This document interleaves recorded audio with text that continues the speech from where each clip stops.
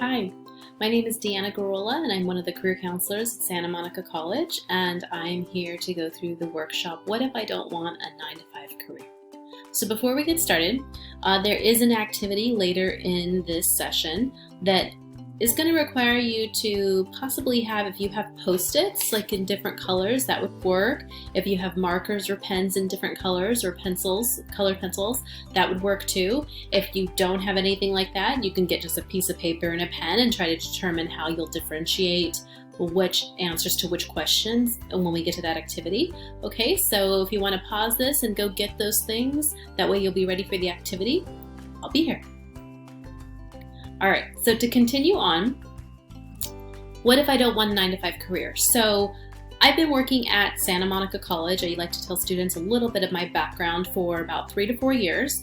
And prior to that, I've been in human resources. I've been in the makeup artist industry, having my own business as well. I've been in direct sales, selling jewelry. Again, that's kind of like having my own business as well as having corporate jobs, the typical 9-to-5 or 8-to-5 with school districts, with insurance agencies. I was a barista. I worked in retail. So I have a lot of different career experience and different things to bring to hopefully this presentation. So let's go ahead and start. So you don't want a 9-to-5, then what do you want? A lot of students, when they think about whether being an entrepreneur or whether doing like a career that is a little bit more flexible with regards to schedule, they might know that they want this, but they don't necessarily know why. So I want you to think about what it is that's attracting you about this non-traditional career, okay? So what's intriguing you? If you're really not able to answer that question, what is it that you don't like about the traditional 9-to-5 job? Okay, so a lot of times it's easier to determine what it is you don't like versus what it is that you do like, right? So if you're not sure, that's completely okay. We're going to give you some ideas on how to become a little bit more sure and a little bit more clear on what you want later in this presentation. So it's important to understand that we are in a gig economy with lots of options and resources. So, a lot of people are kind of looking into this kind of stuff as well. We call it having kaleidoscope careers or portfolio careers. That might give you a sense of comfort, and that might also make you a little bit more nervous. But we're here to try and alleviate that and give you some resources. So let's continue. So first things first, getting to know yourself. When I said in the previous slide that it's okay to not know exactly what it is that you want, we want to think about values, personality, and interests and skills. Okay, so all of these are included in your Counseling 12 class. If you were to take the career planning class that we offer here at SMC, we get to go through all these fun assessments, and the MBTI is our personality assessment, and the Strong Interest Inventory is our interest assessment. Both of those print out majors and careers that match with you, and that's not in any way to say this is what you should do, but it is a good conversation starter with students. It's validating for some students, and for others, it's a place to start so that things aren't so overwhelming. But knowing all 4 of these areas with yourself is really what helps you to make better decisions moving forward and to better understand what it is that you want out of your career journey. So moving on, other ways to know yourself better. We mentioned taking Counseling 12, career planning, or to meet with a career counselor. We can do those assessments one-on-one as well. I kind of let students know that with the classroom experience, they tend to get a better well-rounded experience because you have other students with you in that class that may be in the same boat as you or may bring a different perspective. You could definitely gain a lot from meeting one-on-one with a career counselor, but that career counselor is the only perspective you're getting. And I have seen that it seems like students tend to move a little bit faster in the class because there's a grade involved and there's assignments. And sometimes when I give students assignments in one-on-one career counseling, they tend to waffle a little bit on it and take a little bit more time to do those things because they have other classes to worry about and other obligations. So Counseling 12 as a class tends to make students go a little faster, in my opinion, in what I've seen with students. So internships, job shadowing, and informational interviews and volunteering. Internships are gold, okay? This is where a lot of students are getting their career.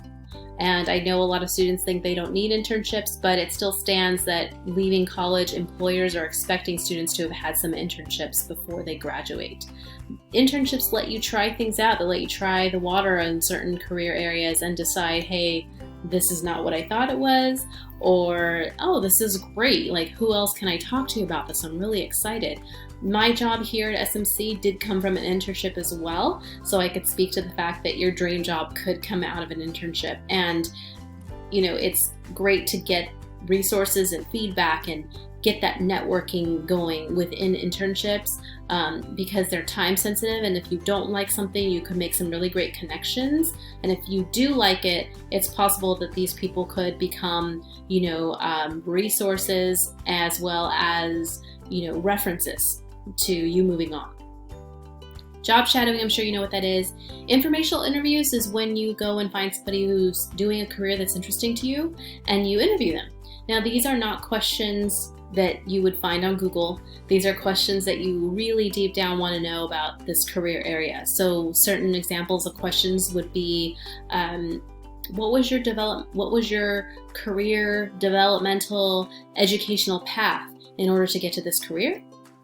What are some of the challenges of this career that have come up for you? If you were to do it again, what would you do differently? That's my personal favorite, because I think that gives you some nuggets there of wisdom that can help you save your energy and not waste time going down certain paths that maybe aren't needed for your career area.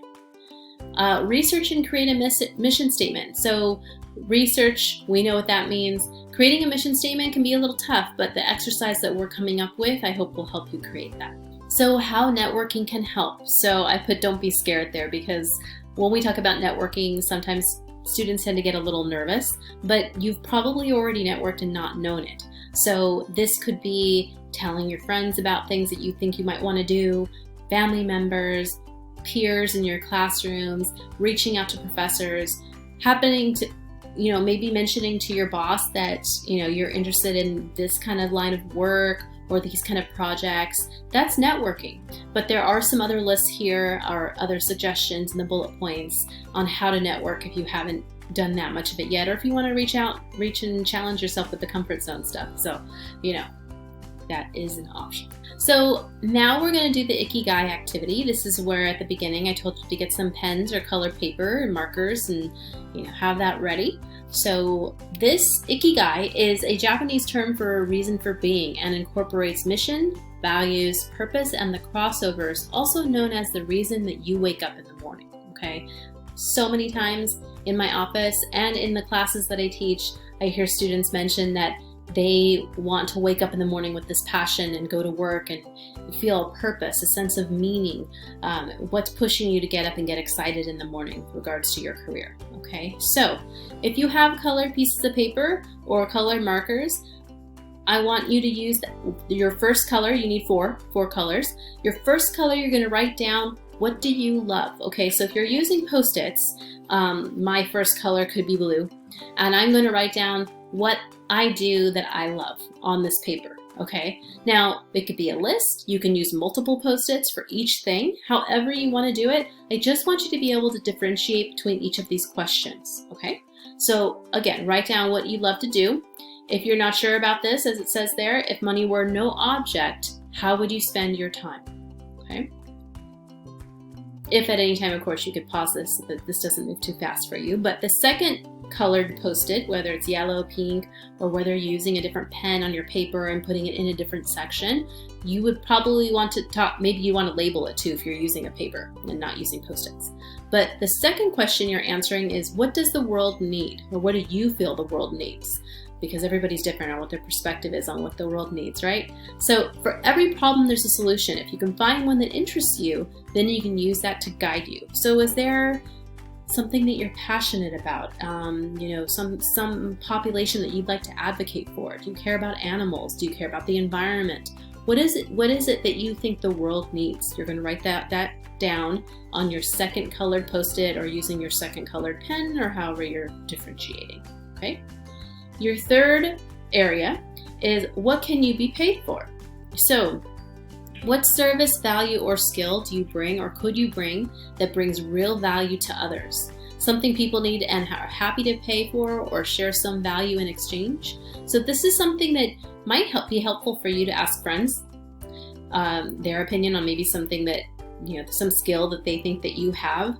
When I became a makeup artist, I didn't see that that was a career path for me until because I was doing my friend's makeup in college, and they really liked the way I did it, and they were the ones that told me you should think about doing this as a career. I never really thought about it until somebody else outside of me mentioned it, and so that's how I got the idea to try makeup artistry, and did that for 3 to 4 years. So you never know, and you might want to reach out to your friends and family and ask them, what kind of skills do you think that I have that, I'm pretty good at?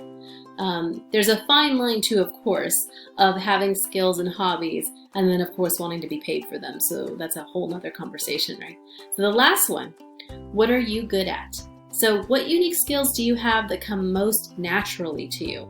What talents have you cultivated, and what do you excel at even when you aren't trying? So this is an interesting question because you might not have to think too hard about this, or maybe it's so plainly in front of your face that you do miss it as far as what it is that does come naturally to you. You might, again, want to reach out to friends and family or someone that you trust to kind of ask them this question. What do you think you're naturally skilled at? Okay, so you should have 4 different areas of Post-its or 4 different colored items listed on a piece of paper, or however you differentiated these 4 areas, okay?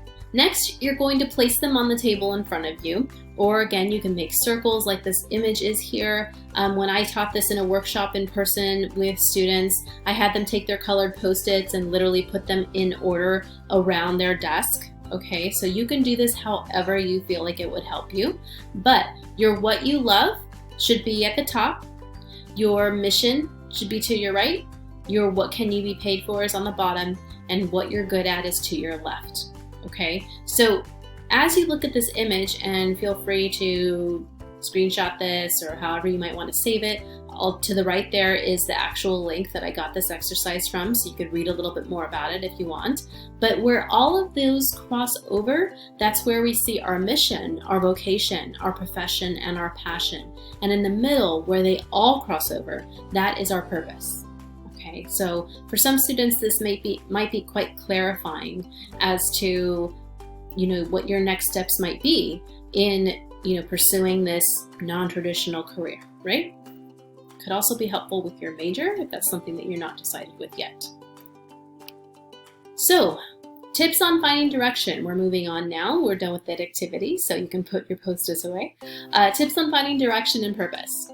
Explore and go out into the world outside your usual routine. We get so in a little trench when we just keep doing the same thing over and over, and time passes, and then we wonder why things don't change with our major, with our career, with just being inspired or motivated. And it's up to us really to step out of that routine, okay?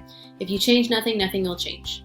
So do things that scare you at least once a week. So once a week is kind of high, but do things that challenge you or scare you. You don't want to do jumping out of planes and stuff. I don't know how that's going to get you closer to your career.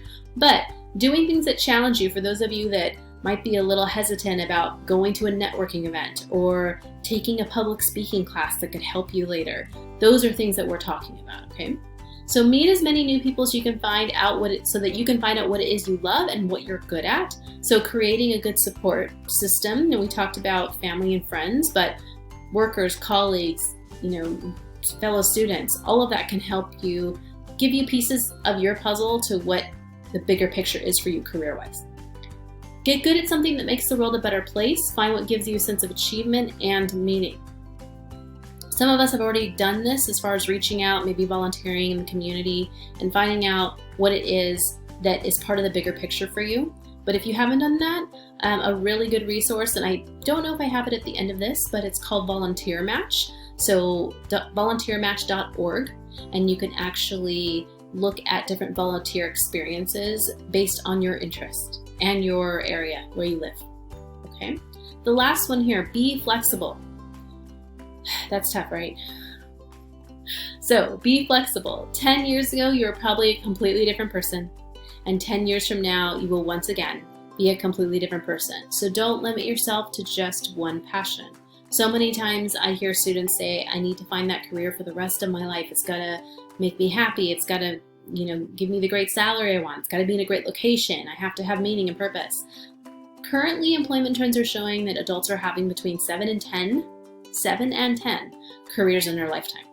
So we're just picking the first one, and maybe that is something that you stay with for 5 to 10 years, and maybe it's something that you try out for 5 years and you love it, but then your life circumstances change, your values change, or maybe you just get a little burnt out and you want to try something else. Be prepared for that. So having a lot of passions and interests is a good thing. I literally just looked up the top self-employed jobs here, and this is what came up. I'm sure since I've done this PowerPoint, there's been probably many more jobs that have popped up. Okay, so here's a list of the top 23 self-employed jobs. Social media consultant, video production. So in case you weren't about wanting to start a blog or about wanting to start your own business, here are some other ideas, okay? So one last thing, make sure you understand the challenges of choosing a career area like this. Many students totally understand what the upsides are to having a non-traditional career, such as flexibility in schedule and maybe not a boss and being able to work in your PJs. But what they don't understand are the challenges. It takes a very specific personality type to be successful in having your own business and to be disciplined. A lot of students think that it's just something that happens overnight, when in reality, those people who have been successful with their own business or establishing an independent something that they're going after, like even Uber or something like that, they're having to wake up and live and breathe this career in order to be successful. For a lot of traditional jobs, you might work 8 to 5, you have the benefits, you might have vacation and sick days. You don't necessarily have that in regards to some of these non-traditional jobs. And at 5 o'clock, a lot of us can go home and leave work at work and go out with our friends or hang out with our family and forget about work till the next morning. When you have your own business or you are your own boss and you're working independently, you often are not able to stop at 5. You tend to have to keep going in order to be successful. So just making sure that you understand that, it might not be that secure of a job as well. And there's just a lot more work involved at times. One tip on this is maybe to create a side hustle first that you can work on part-time before you go full-time. So in closing, here are some websites that I recommend and some podcasts that I believe will help students build a better idea of what it is that they want to go after. So thank you so much for watching this PowerPoint and being a part of this workshop. And we look forward to seeing you in our offices and maybe our Counseling 12 classes. You are welcome to make an appointment with a career counselor. We would love to meet you in person. We could have Zoom appointments and we could talk to you on the phone. Okay? Have a great day and we'll see you soon, hopefully. Thank you.